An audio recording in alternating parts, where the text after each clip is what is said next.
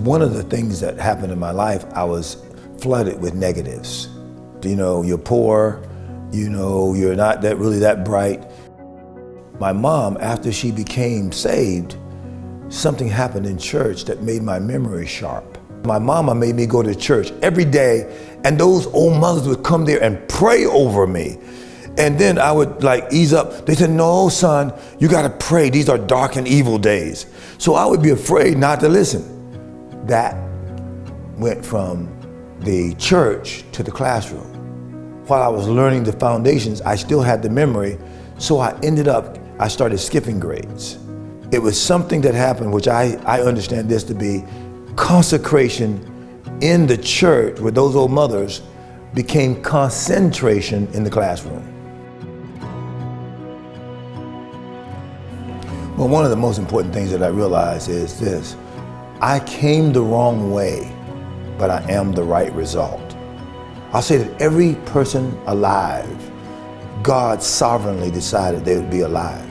And there's something redemptive that is maybe potentially negative that is to be turned around through a learning experience to a positive. So what I discovered is that when I see somebody, it doesn't matter where they are, if they can get with the right people to help them with their priorities, they can be led somewhere that could make a difference. Well, I was looking out there at America and much of the world, and I saw there was a lot going on. And my heart was to resolve some of the conflicts.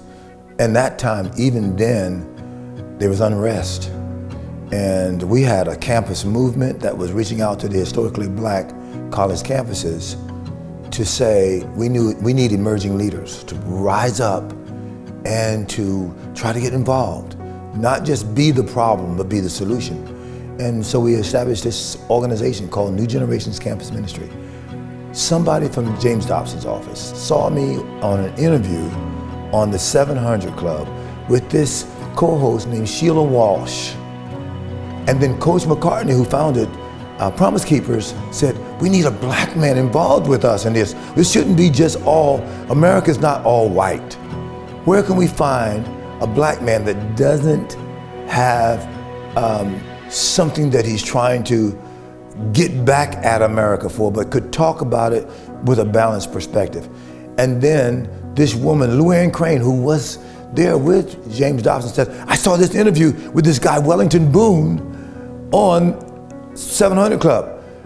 He seems to be somebody who would be good. They contacted me. I ended up in Colorado Springs. At that point, the interview went great. I was on the Dobson show. But what happened is Coach McCartney and I hit it off.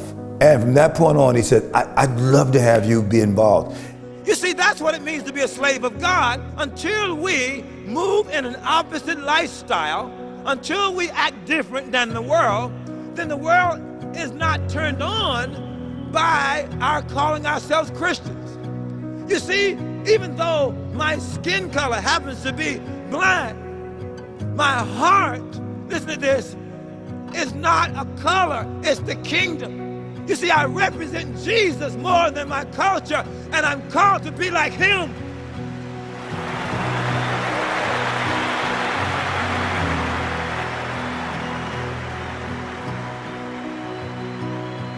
The number one conflict is man being unlike God. The challenge of the day is preaching on telling them you're ordained to be like God. It's huge because he says, thy kingdom come, thy will be done, listen, in earth as it is in heaven. So the point is, we don't wait to get to heaven to be like heaven. So that our thinking, our conversation, and our walk matches the next world.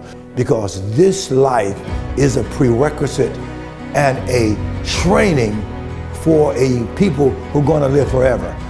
The next responsibility, Jesus is called the last Adam.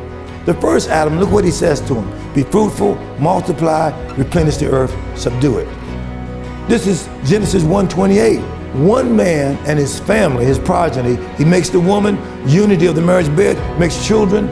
So we're all in this from the same family, the same genetic order of all the people in the earth right now.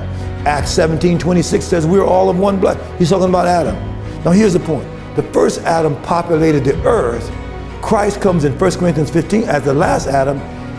The born again people are going to occupy the heavenlies. Jesus says, I'm training you to be like me forever.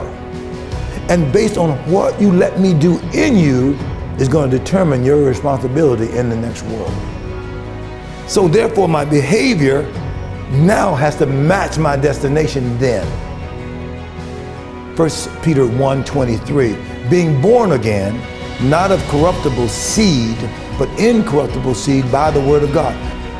The idea that the Spirit of God is in us, we are ordained to be like God. It's not told enough that you are ordained to be godly. That's the outworking of what's happened in your heart. The Bible helps us with that. Be godly.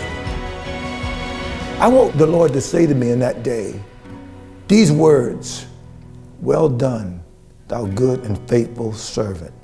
Enter into the joy of your Lord.